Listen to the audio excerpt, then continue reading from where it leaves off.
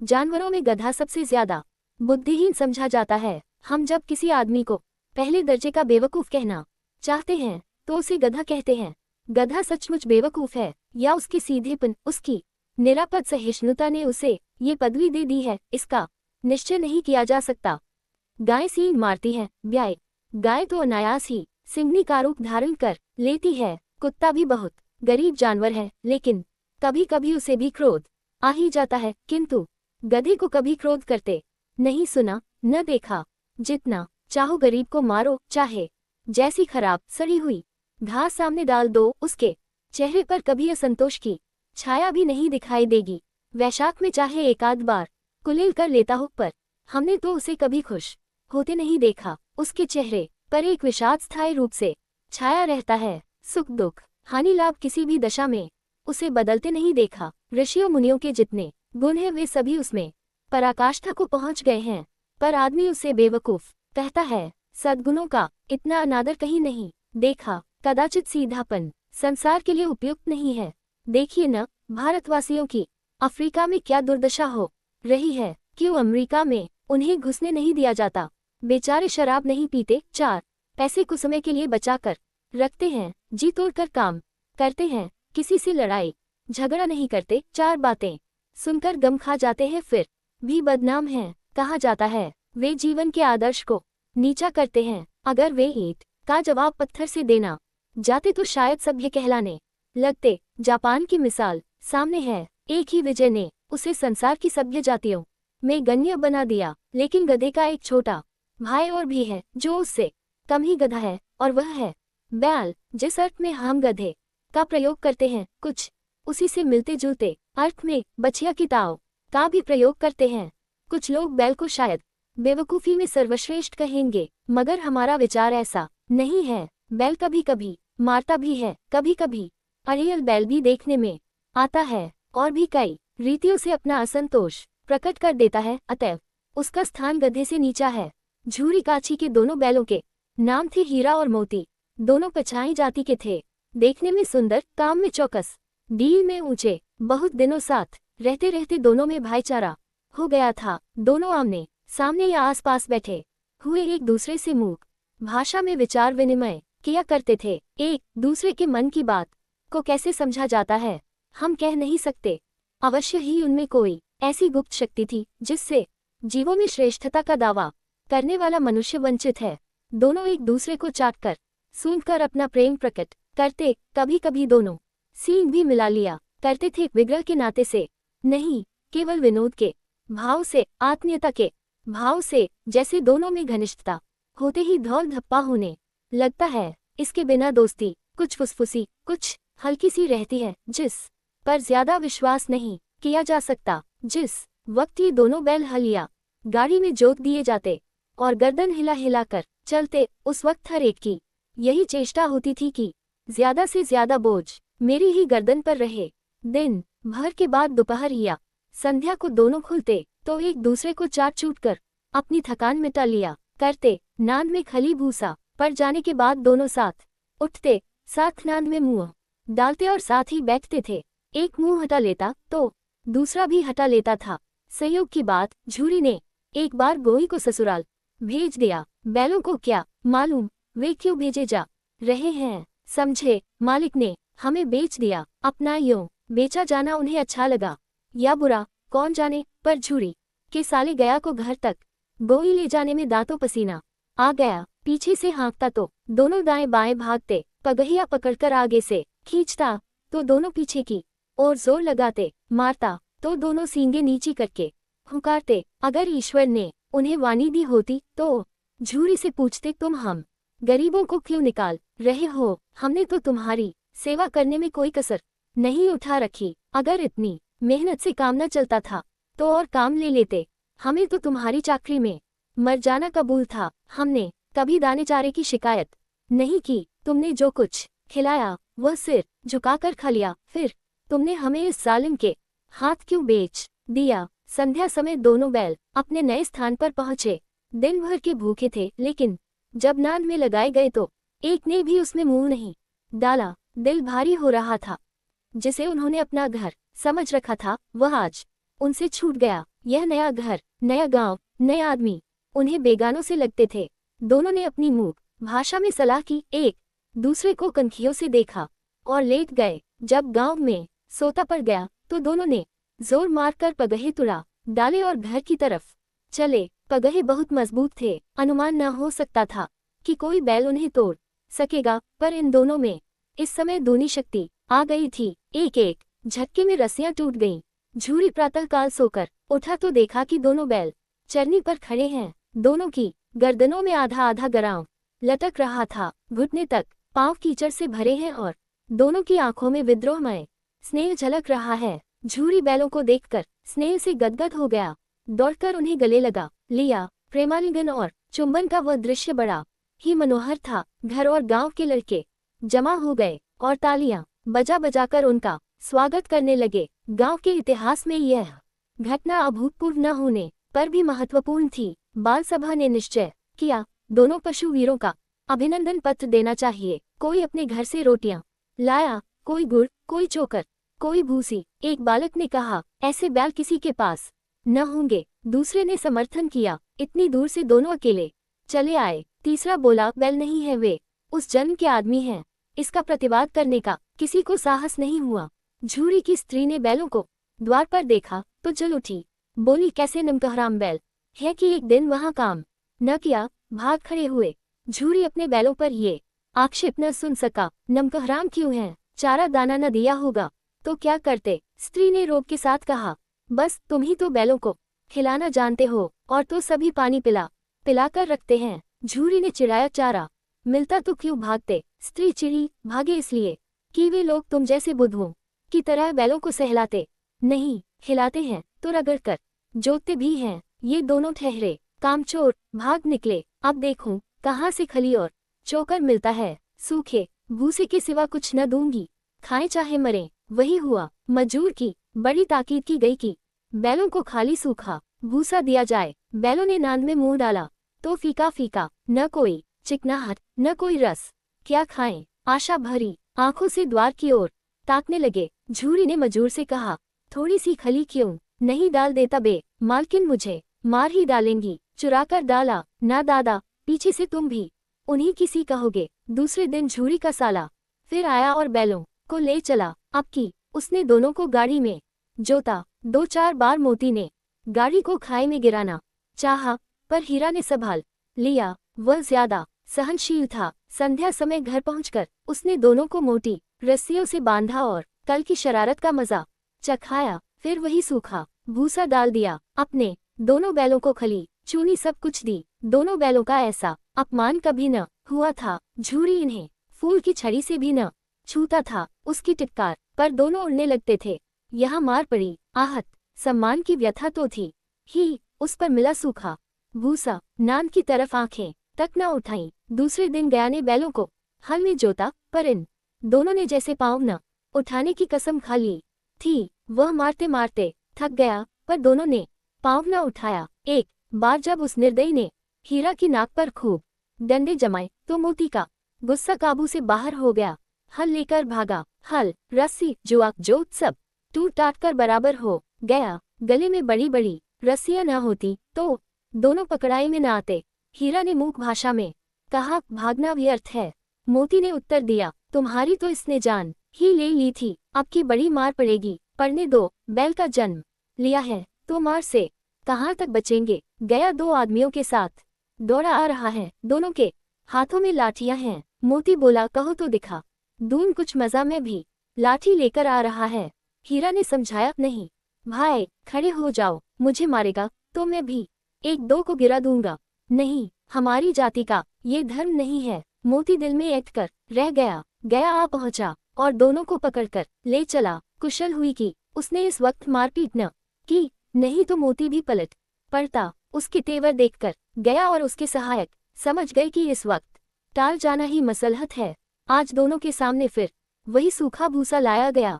दोनों चुपचाप खड़े रहे। घर में लोग भोजन करने लगे। उस वक्त छोटी सी लड़की 2 रोटियां लिए निकली और दोनों के मुंह में देकर चली गई।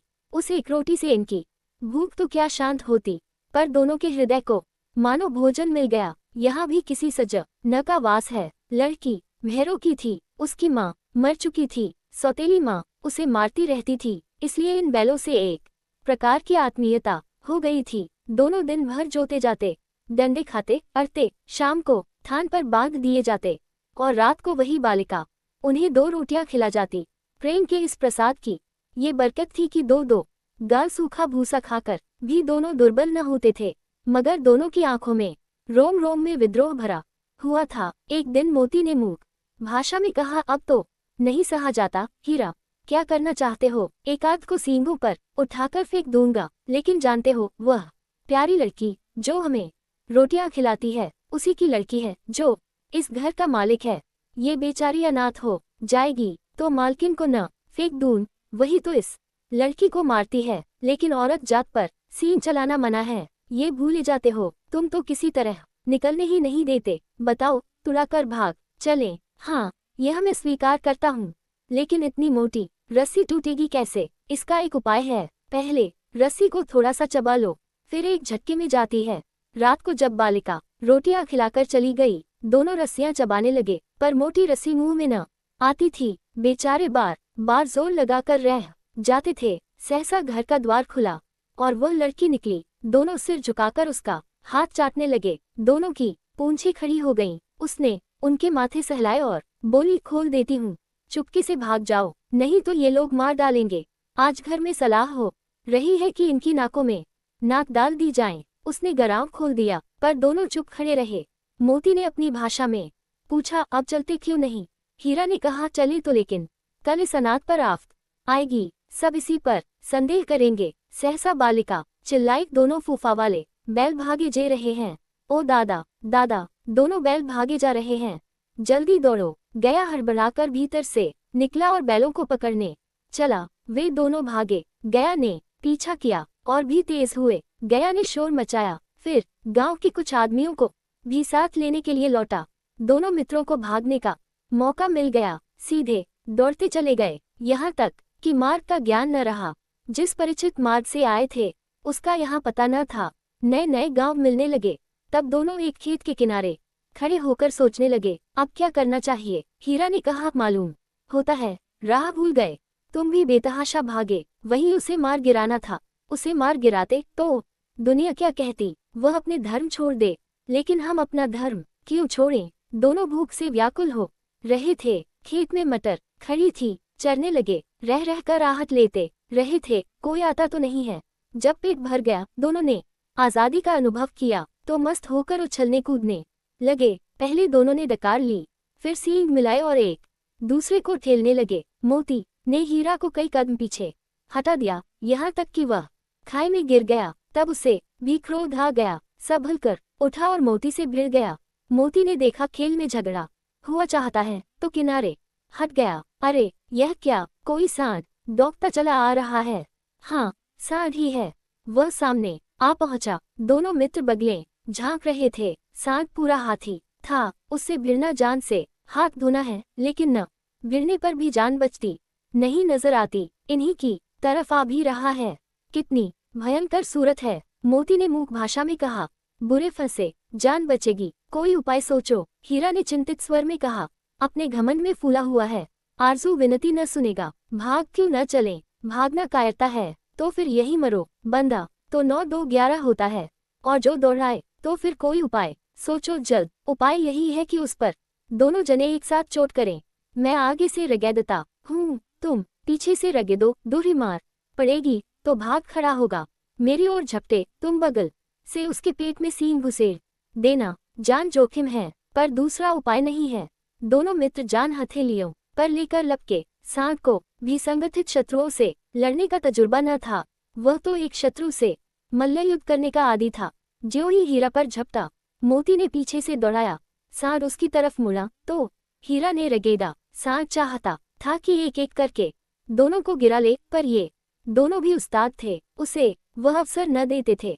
एक बार सांड झल्लाकर हीरा का अंत कर देने के लिए चला कि मोती ने बगल से आकर उसके पेट में सींग भोंक दिया। सांड क्रोध में आकर पीछे फिरा तो हीरा ने दूसरे पहलू में सींगे चुभा दिया। आखिर बेचारा जख्मी होकर भागा और दोनों मित्रों ने दूर तक उसका पीछा किया, यहाँ तक कि सांड बेदम होकर गिर पड़ा। तब दोनों ने उसे छोड़ दिया। दोनों मित्र जीत के नशे में झूमते चले जाते थे। मोती ने सांकेतिक भाषा में कहा, मेरा जी चाहता था कि बच्चा को मार ही डालूं।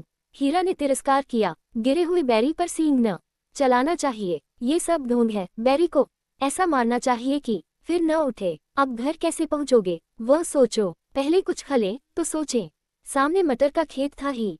मोती उसमें घुस गया। हीरा मना करता रहा पर उसने एक न सुनी। अभी 2 ही 4 ग्रास खाए थे कि 2 आदमी लाठियां लिए दौड़ पड़े और दोनों मित्रों को घेर लिया। हीरा तो मेड़ पर था, निकल गया। मोती सींचे हुए खेत में था, उसके खुर कीचड़ में धंसने लगे, न भाग सका। पकड़ लिया। हीरा ने देखा संगी संकट में है तो लौट पड़ा, फंसेंगे तो दोनों फंसेंगे। रखवालों ने उसे भी पकड़ लिया। प्रातःकाल दोनों मित्र कांजी हाउस में बंद कर दिए गए। दोनों मित्रों को जीवन में पहली बार ऐसा साबिका पड़ा था कि सारा दिन बीत गया और खाने को एक तिनका भी न मिला।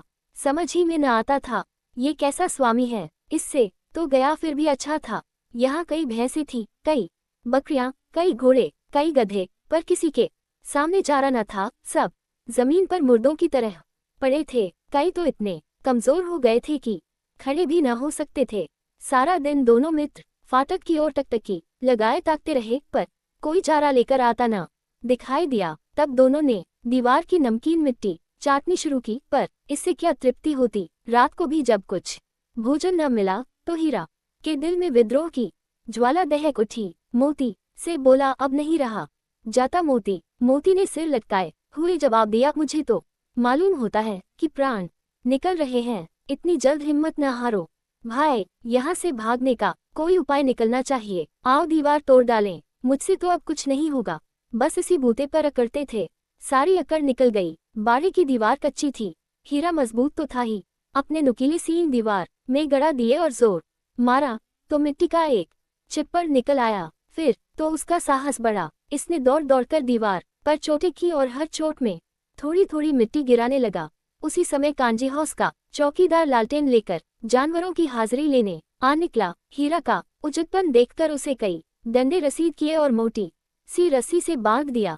मोती ने पड़े पड़े कहा, आखिर मार खाए क्या मिला। अपने बूते भर जोर तो मार दिया, ऐसा जोर मारना किस काम का कि और बंधन में पड़ गए। जोर तो मारता ही जाऊंगा, चाहे कितने ही बंधन पड़ते जाएं। जान से हाथ धोना पड़ेगा, कुछ परवाह नहीं, यूं भी तो मरना ही है। सोचो, दीवार खुद जाती तो कितनी जानें बच जाती। इतने भाई यहाँ बंद हैं, किसी की देह में जान नहीं है। 2-4 दिन यही हाल रहा तो सब मर जाएंगे। हाँ, ये बात तो है। अच्छा तो ला, फिर मैं भी जोर लगाता हूँ। मोती ने भी दीवार में उसी जगह सींग मारा। थोड़ी सी मिट्टी गिरी और फिर हिम्मत बढ़ी। फिर तो वह दीवार में सींग लगाकर इस तरह जोर करने लगा मानो किसी प्रतिद्वंदी से लड़ रहा है। आखिर कोई 2 घंटे की जोर आजमाई के बाद दीवार ऊपर से लगभग एक हाथ गिर गई। उसने दूनी शक्ति से दूसरा धक्का मारा तो आधी दीवार गिर पड़ी।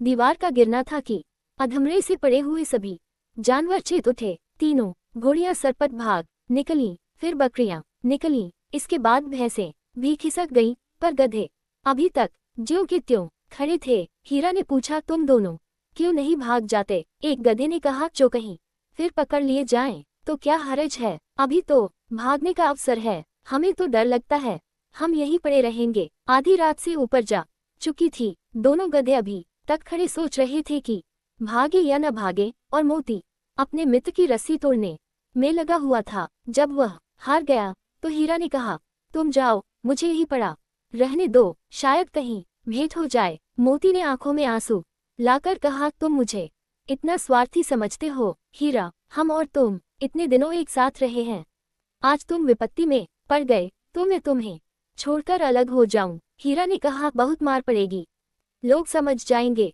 ये तुम्हारी शरारत है। मोती ने गर्व से बोला, जिस अपराध के लिए तुम्हारे गले में बंधन पड़ा, उसके लिए अगर मुझे मार पड़े तो क्या चिंता। इतना तो हो ही गया कि 9-10 प्राणियों की जान बच गई, वे सब तो आशीर्वाद देंगे। ये कहते हुए मोती ने दोनों गधों को सींगों से मार मार कर बाड़े के बाहर निकाला और तब अपने बंधु के पास आकर सो रहा। भोर होते ही मुंशी और चौकीदार तथा अन्य कर्मचारियों में कैसी खलबली मची, इसके लिखने की जरूरत नहीं। बस इतना ही काफी है कि मोती की खूब मरम्मत हुई और उसे भी मोटी रस्सी से बांध दिया गया। 1 सप्ताह तक दोनों मित्र वहां बंधे पड़े रहे। किसी ने चारे का एक तिल भी न डाला। हाँ, एक बार पानी दिखा दिया जाता था, यही उनका आधार था। दोनों इतने दुर्बल हो गए थे कि उठा तक नहीं जाता था। ठठरियां निकल आई थीं। एक दिन बाड़े के सामने डुबकी बजने लगी और दोपहर होते होते वहां 50-60 आदमी जमा हो गए। तब दोनों मित्र निकाले गए और उनकी देखभाल होने लगी। लोग आकर उनकी सूरत देखते और मन फीका करके चले जाते। ऐसे मृतक बैलों का कौन खरीदार होता। सहसा एक दधियल आदमी, जिसकी आंखें लाल थीं और मुद्रा अत्यंत कठोर, आया और दोनों मित्रों के कूल्हों में उंगली गोदकर मुंशी जी से बातें करने लगा। उसका चेहरा देखकर अंतर्ज्ञान से दोनों मित्रों के दिल कांप उठे। वह कौन है और उन्हें क्यों टटोल रहा है, इस विषय में उन्हें कोई संदेह न हुआ। दोनों ने एक दूसरे को भीत नेत्रों से देखा और सिर झुका लिया। हीरा ने कहा, गया के घर से नाहक भागे, अब तो जान न बचेगी। मोती ने श्रद्धा के भाव से उत्तर दिया, कहते हैं भगवान सबके ऊपर दया करते हैं, उन्हें हमारे ऊपर दया क्यों नहीं आती। भगवान के लिए हमारा जीना मरना दोनों बराबर है। चलो अच्छा ही है, कुछ दिन उसके पास तो रहेंगे। एक बार भगवान ने उस लड़की के रूप में हमें बचाया था, क्या अब न बचाएंगे। यह आदमी छुरी चलाएगा, देख लेना। तो क्या चिंता है, मांस खाल सींग हड्डी सब किसी के काम आ जाएंगे। नीलाम हो जाने के बाद दोनों मित्र उस दधियल के साथ चले। दोनों की बोटी बोटी कांप रही थी। बेचारे पांव तक न उठा सकते थे, पर भय के मारे गिरते पड़ते भागे जाते थे, क्योंकि वह जरा भी चाल धीमी हो जाने पर डंडा जमा देता था। राह में गाय बैलों का एक रेवड़ हरे भरे हार में चरता नजर आया। सभी जानवर प्रसन्न थे, चिकने चपल, कोई उछलता था, कोई आनंद से बैठा पागुर करता था। कितना सुखी जीवन था इनका, पर कितने स्वार्थी हैं सब। किसी को चिंता नहीं कि उनके दो भाई बदिक के हाथ पड़े कैसे दुखी हैं। सहसा दोनों को ऐसा मालूम हुआ कि परिचित राह है। हाँ, इसी रास्ते से गया उन्हें ले गया था। वही खेत, वही बाग, वही गांव मिलने लगे। प्रतिक्षण उनकी चाल तेज होने लगी। सारी थकान, सारी दुर्बलता गायब हो गई। आह, ये लो, अपना ही हार आ गया। इसी कुएं पर हम पुर चलाने आया करते थे, यही कुआं है। मोती ने कहा, हमारा घर नगीच आ गया है। हीरा बोला, भगवान की दया है, मैं तो अब घर भागता हूँ। ये जाने देगा, इसे मैं मार गिराता हूँ। नहीं नहीं, दौड़कर थान पर चलो, वहां से आगे हम न जाएंगे। दोनों उन्मत्त होकर बछड़ों की भांति कुलेली करते हुए घर की ओर दौड़े। वह हमारा थान है। दोनों दौड़कर अपने थान पर आए और खड़े हो गए। दधियल भी पीछे पीछे दौड़ा चला आता था। झूरी द्वार पर बैठा धूप खा रहा था। बैलों को देखते ही दौड़ा और उन्हें बारी बारी से गले लगाने लगा। मित्रों की आंखों से आनंद के आंसू बहने लगे। एक झूरी का हाथ चाट रहा था। दधियल ने जाकर बैलों की रस्सियां पकड़ ली। झूरी ने कहा, मेरे बैल हैं, तुम्हारे बैल कैसे हैं। मैं मवेशी खाने से नीलाम लिए आता हूँ। मैं तो समझा हूँ चुराए लिए आते हो। चुपके से चले जाओ, मेरे बैल हैं, मैं बेचूंगा तो बिकेंगे। किसी को मेरे बैल नीलाम करने का क्या अख्तियार है। जाकर थाने में रपट कर दूंगा। मेरे बैल हैं, इसका सबूत ये है कि मेरे द्वार पर खड़े हैं। दधियल झल्लाकर बैलों को जबरदस्ती पकड़ ले जाने के लिए बढ़ा। उसी वक्त मोती ने सींग चलाया। दधियल पीछे हटा। मोती ने पीछा किया। दधियल भागा, मोती पीछे दौड़ा। गांव के बाहर निकल जाने पर वह रुका, पर खड़ा दधियल का रास्ता देख रहा था। दधियल दूर खड़ा धमकियां दे रहा था, गालियां निकाल रहा था, पत्थर फेंक रहा था, और मोती विजयी शूर की भांति उसका रास्ता रोके खड़ा था। गांव के लोग ये तमाशा देखते थे और हंसते थे। जब दधियल हार कर चला गया तो मोती अकड़ता हुआ लौटा। हीरा ने कहा, मैं तो डर गया था कि कहीं तुम गुस्से में आकर मार न बैठो। अगर वह मुझे पकड़ता तो मैं बेमारे न छोड़ता। अब न आएगा, आएगा तो दूर से ही खबर लूंगा, देखूं कैसे ले जाता है। जो गोली मरवा दे।